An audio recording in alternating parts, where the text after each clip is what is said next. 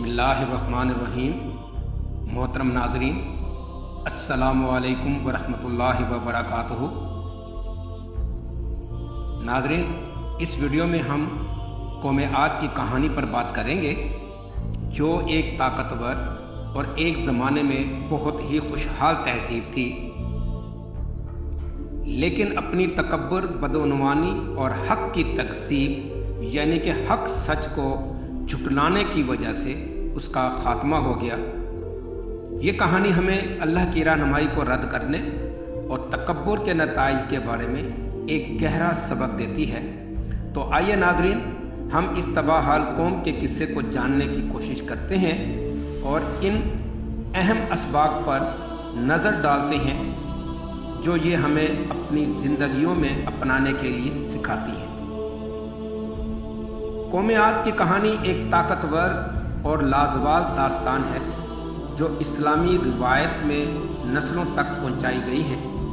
ये कदीम कौम जो कभी ताकतवर, खुशहाल और अजीम थी, लेकिन अल्लाह के गज़ब से तबाह हो गई, क्योंकि उनमें तकब्बुर, फसाद, सच्चाई का इनकार और हर किस्म की बुराई उनके अंदर मौजूद थी।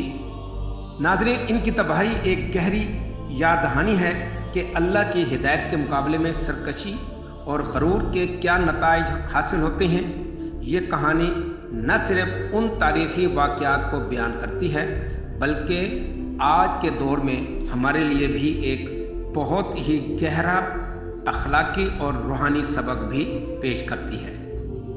तो नाज़रीन, इरम की सरज़मीन और कौम आद, ये हमारा पहला मौजू।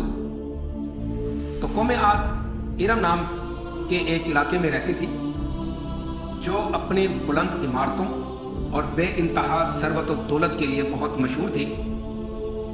कहा जाता है कि ये सरजमीन बाबरकत थी, जहाँ जरखेज़ मिट्टी और वसाइल की बेपनाह दस्तयाबी और इंतहाई खूबसूरत मनाजिर से भरपूर थी। इस सरजमीन के रहायशी अपनी ताकत के लिए बहुत जाने पहचाने जाते थे, जिनमें से कई कद में बड़े और यगानत में और बहादुरी में बेमिसाल थे। वो जिस्मानी तौर पर ताकतवर थे और गैर मामूली कारनामे अंजाम देने के काबिल थे। वो अजीम महलों में रहते, शानदार यादगारें बनाते और एक ऐसी सोसाइटी में खुशहाल जिंदगी गुजार रहे थे जो बज़ाहिर नाकाबिले शिकस्त नजर आती थी। नाज़रीन, मादी खुशहाली और ताकत के बावजूद कौम आद रूहानी तौर पर बिल्कुल अंधी कौम थी। उन्होंने अपनी बरक़ात को मामूली समझना शुरू कर दिया और ये यकीन करने लगे कि इनकी ताकत और दौलत सिर्फ और सिर्फ उनकी अपनी कोशिशों का नतीजा है और इनकी अपनी ही मेहनतों का नतीजा है। इस तकब्बुर ने उन्हें अल्लाह की हिदायत और पैगाम को रद्द करने की तरफ राग़िब किया और वो अफरात ज़र, गुनाह और फसाद में मुब्तला हो गए और वो ये समझते थे कि उन पर किसी किस्म का कोई मुहासबा नहीं होगा, यानी कि उनसे किसी किस्म की कोई पूछ-गछ नहीं होगी। जितना ज़्यादा वो खुशहाल होते गए, उतना ही वो हिदायत की राह से दूर होते गए। तो नाज़रीन, हज़रत हूद अलैहिस्सलाम का उठना, अल्लाह ने अपनी रहमत से हज़रत हूद अलैहिस्सलाम को कौम आद की रहनुमाई और उनको उनके आमाल से खबरदार करने के लिए भेजा।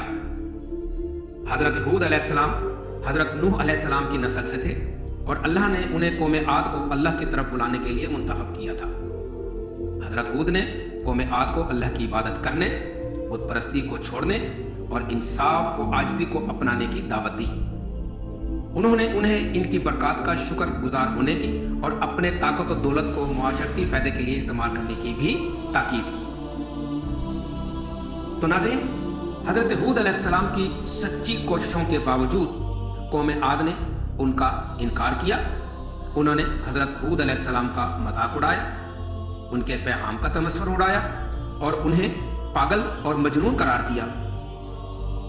उनका तकब्बुर उन्हें सच्चाई से अंधा कर चुका था और वो गुनाह और फसाद में गर्क रहे। हज़रत हूद अलैहिस्सलाम जितना ज़्यादा उनको हिदायत देते, वो उतने ही ज़्यादा मुज़ाहमत करते गए और आखिरकार ان کا مذاق دشمنی میں بدل گیا۔ قوم عاد کا تکبر، قوم عاد نے یقین کر لیا تھا کہ ان کی طاقت بے نظیر و بے مثال ہے اور وہ ہر معاملے میں خود کفیل ہیں۔ ان کے قائدین بہت ہی با اثر تھے اور ان کا معاشرہ خوشحال تھا، لیکن اس خوشحالی نے انہیں تکبر میں مبتلا کر دیا۔ وہ دنیا کی دیگر قوموں کو حقیر سمجھتے تھے اور یہ مانتے تھے کہ ان کی حکومت پر کوئی طاقت چیلنج نہیں کر سکتی یا ان کی حکومت پر کسی قسم کا کوئی بھی قوم مقابلہ نہیں کر سکتی۔ ان کے دلوں میں عاجزی یا شکر گزاری کے لیے کوئی جگہ ہی نہیں تھی اور وہ بتوں کی عبادت کرنے لگے اور اللہ کی عبادت کو چھوڑ دیا۔ ان کے تکبر کا عروج اس وقت ہوا جب انہوں نے حضرت ہود علیہ السلام سے معجزہ دکھانے کا مطالبہ کیا۔ انہوں نے کہا کہ اگر تم سچ میں نبی ہو تو وہ عذاب لاؤ جس کا تم ہمیں ڈرا رہے ہو۔ یہ ناظرین اللہ کی طاقت کو چیلنج کرنے کی کوشش تھی اور ان کی تباہی کا، اور یہی کوشش ان کی تباہی کا آغاز ثابت ہوئی۔ اللہ نے اپنی بے پناہ حکمت اور بے پایہ حکمت عملی سے قوم عاد کے تکبر اور ان کے چیلنج کا جواب دینے کا فیصلہ کیا۔ اللہ نے ان پر ایک ایسا طوفان بھیجا جو صرف کوئی معمولی طوفان نہیں تھا، بلکہ ایک ایسا طاقتور اور ایسا شدید طوفان تھا جو ان کی اس عظیم تہذیب کو تباہ کرنے والا تھا۔ یہ طوفان اگرچہ 7 دن اور 7 رات تک مسلسل چلتا رہا اور ہوا اتنی طاقتور تھی کہ درخت اکھاڑ پھینکے گئے، عمارتیں گرا دی گئی اور جو کچھ بھی راستے میں آیا وہ اڑا لے گیا۔ ناظرین، کئی دنوں تک یہ طوفان بے رحمی سے چلتا رہا اور قوم عاد جو کبھی اپنے آپ کو ناقابل شکست سمجھتی تھی، اللہ کے غضب کے سامنے بالکل بے بس ہو گئی۔ طوفان اتنی شدت سے آیا کہ قوم عاد نہ کچھ سمجھ سکی اور نہ ہی کچھ کر سکتی تھی، سوائے اس کے کہ وہ بھاگنے کی کوشش کرتی، لیکن کوئی جگہ بھی ان کے لیے محفوظ نہیں تھی۔ ایک بار پھر جو عظیم قوم تھی، اس کی بلند و بالا عمارتیں اور دولت وہ تمام کی تمام ملبے میں تبدیل ہو گئی۔ جو کبھی زمین خوشحال تھی وہ اب بالکل ویران ہو گئی اور وہ لوگ جو کبھی طاقتور تھے اب ان کا نام و نشان بھی نہیں رہا۔ قوم عاد کی تباہی ہم سب کے لیے ایک طاقتور یاد دہانی ہے، اس لیے ہمیں چند اہم اسباق ملتے ہیں۔ نمبر 1 کہ چاہے ہم کتنے بھی طاقتور یا خوشحال کیوں نہ ہوں، ہمیں ہمیشہ اللہ کی رضا کی جانب متوجہ رہنا چاہیے۔ تکبر اور غرور تباہی کی طرف لے جاتے ہیں اور صرف عاجزی، ایمان اور راست بازی کے ذریعے ہی ہم اللہ کی رحمت اور اس کی حفاظت کی امید رکھ سکتے ہیں۔ نمبر 2، اللہ نے پیغمبروں کو انسانوں کی رہنمائی کے لیے بھیجا اور ان کے اعمال کے نتائج سے ان کو آگاہ کیا۔ حضرت ہود علیہ السلام کا مشن بھی صرف یہی تھا کہ قوم عاد کو سرزنش کرنا نہیں تھا، بلکہ ان کو نیک راہ پر واپس لانے کا تھا۔ تیسرا، اللہ صابر اور رحم دل ہے، لیکن ایک وقت ایسا بھی آتا ہے کہ جب اس کا انصاف قائم ہوتا ہے۔ قوم عاد کی تباہی ان کے اپنے ہی فیصلوں کا نتیجہ تھی۔ قوم عاد نے اپنی برکات کا شکر گزار ہونا چھوڑ دیا اور تکبر میں مبتلا ہو گئی۔ انہوں نے اللہ کی عبادت اور شکر گزاری کو اہمیت نہیں دی اور اس کو نظر انداز کیا۔ تو سورۃ الاعراف میں اللہ تبارک و تعالیٰ جل شانہ نے قوم عاد کی کہانی بیان کی تاکہ ہمیں تکبر اور نافرمانی کے نتائج سے آگاہ کرے۔ ہم نے ارشاد فرمایا، ہم نے قوم عاد کی طرف ان کے بھائی ہود کو بھیجا۔ اس نے کہا، اے میری قوم، اللہ کی عبادت کرو، اس کے سوا تمہارا کوئی معبود نہیں ہے، تم جھوٹ کے سوا کچھ نہیں کر رہے ہو، یقیناً مجھے تم پر ایک عظیم دن کے عذاب کا خوف ہے۔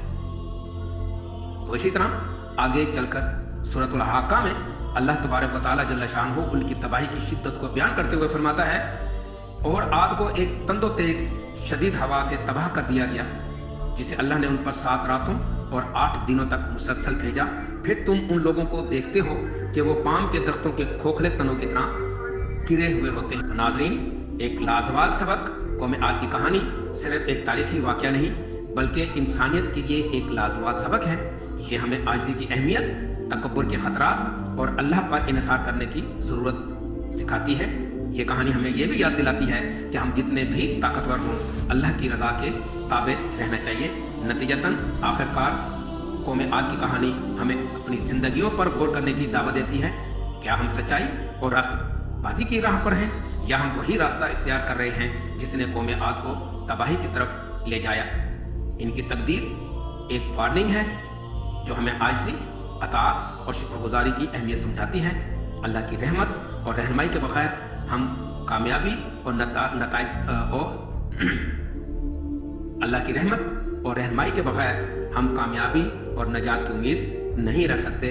तो नाज़रीन, ये था कौम आद और उनके साथ जो अल्लाह ने अज़ाब की सूरत में उनके ऊपर एक मुसीबत जो मुसल्लत की, उसका लुब्बे लुबाब यही है कि हम अपनी दौलत, अपनी ताकत और अपनी शोहरत को अपनी महज अपनी काबिलियत न समझें, बल्कि ये मिन जानिबल्लाह होती है और अल्लाह की अता होती है, और हमें हर हाल में अल्लाह ताला का शुक्र, उसकी इबादत और उसके बारे में फिक्र करनी चाहिए।